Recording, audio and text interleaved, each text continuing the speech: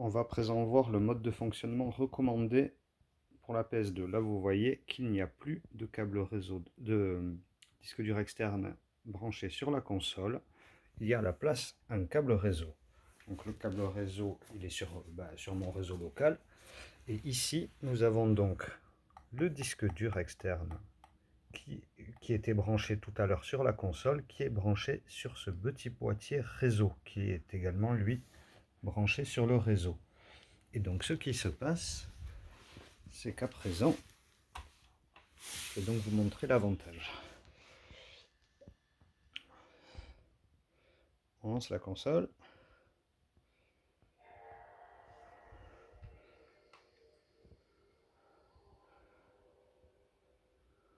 Hop, on fait comme d'habitude, Open PS2 Loader. Et là, il n'y a pas de disque dur de branché.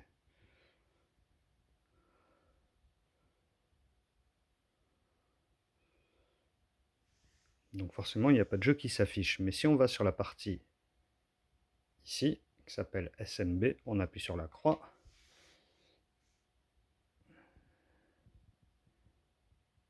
Et oh, tous nos jeux se sont chargés depuis le réseau.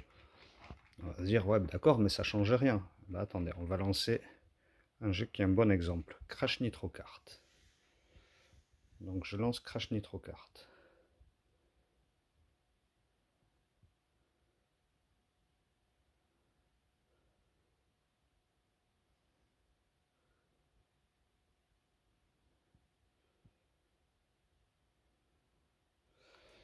Français. En fait, ce qui se passe, c'est qu'avec le réseau, on a des débits beaucoup plus rapides. Donc là, regardez bien la vidéo d'intro du jeu.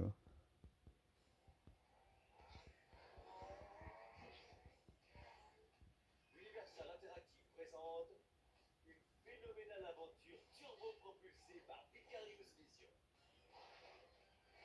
En avant pour Crash Nitro Kart.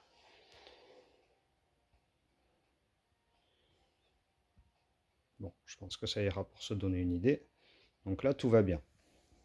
Je vais maintenant éteindre la console. Et je vais aller récupérer le disque dur externe pour le rebrancher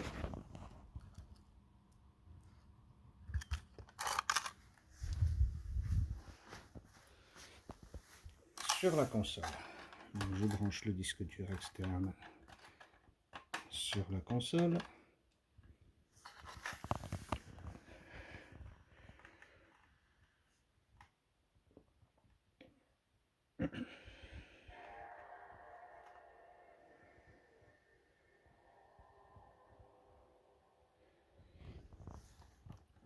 Je vais lancer mon floader.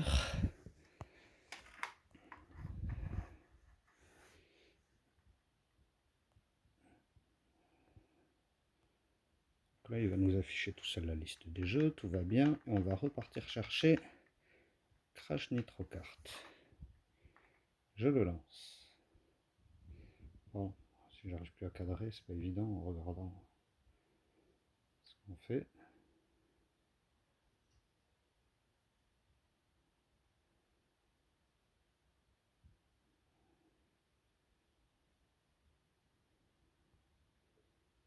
Donc on reprend français.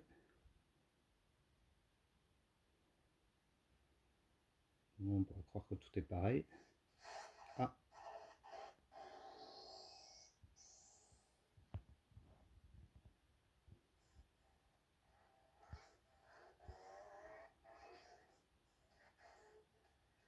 Universal Interactive présente une phénoménale aventure voilà. turbo-propulsée par Vicarious Vision. Alors ça fait pas ça sur tous les jeux. Mais en fait, ce qui se passe, c'est En que avant pour les débits Crash branchés Nitro sur Kart. USB sont des fois trop faibles pour les vidéos qui sont dans les jeux. Et donc on peut avoir ce genre de ralentissement pas du tout agréable. C'est pour ça que je fournis ce petit équipement qui est là-bas, qui vous suffira donc de brancher sur le réseau. Le disque dur est branché sur l'équipement. Et la console est préparamétrée pour que quand on aille sur la deuxième partie, donc la partie SMB, si je vous remontre, je vais faire du jeu. C'est pas évident avec une main, je suis désolé. Voilà.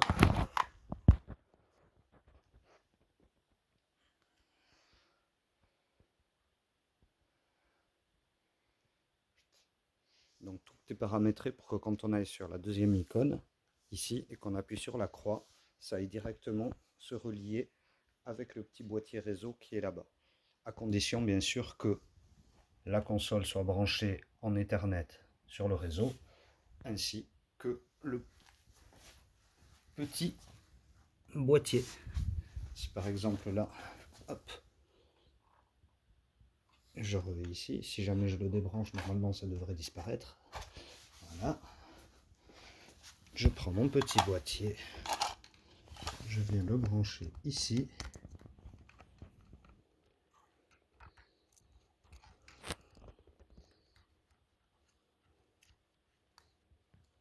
C'est pas évident à une main, je vous assure. C'est normal si je branche dans le bon sens.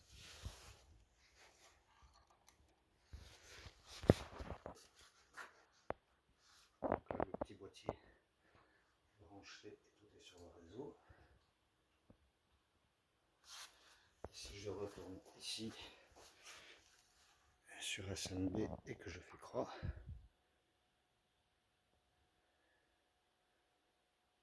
hop, voilà, on a tous nos jeux qui réapparaissent. Donc c'est tout préconfiguré. Il suffit de le brancher sur le réseau.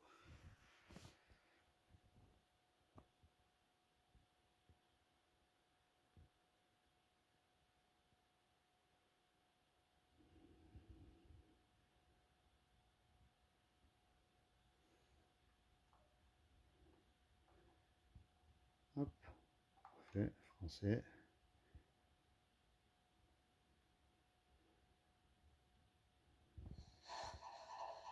Et voilà, pas de ralentissement dans les vidéos. Donc la meilleure façon de s'en servir, c'est comme ça.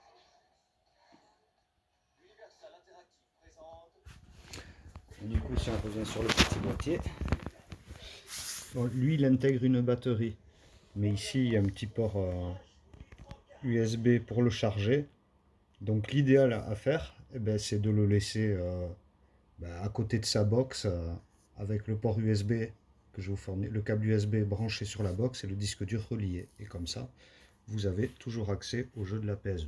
Ou sinon, de faire comme moi là, lui vous le chargez et quand il est chargé, ben, ça tient des heures et des heures et des heures. Hein. Donc pour faire sa session de jeu, c'est parfait aussi. Et puis ça sert surtout dans les jeux qui ont besoin de gros débit pour pas que les vidéos saccadent. Voilà.